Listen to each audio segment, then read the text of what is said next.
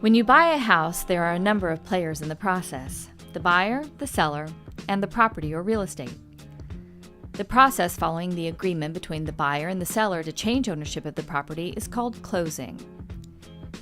The parties in the transactions can include the buyer, the seller, the realtors, the lender, the title company, and the records office in which the property is located. There are two major types of ways to pay for real estate: in cash or with financing. For a transaction involving a lender, the buyer would borrow money and pay it back over time with interest. In addition, the lender charges fees including short-term interest as well as reserves for taxes and insurance. The title company then makes sure the seller owns the property and is entitled to sell it. In this process, the title company searches the public records.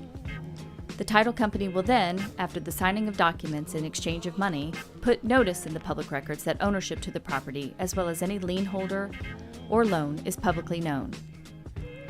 For a cash transaction, you follow the same steps, except there is no loan or lender.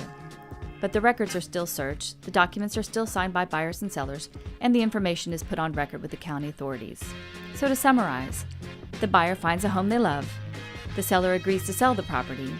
Title is moved from seller to buyer with the assistance of a title company, and when a loan is required, a lender. The records office is then informed of the change, and you own the house. And the future in your new house begins.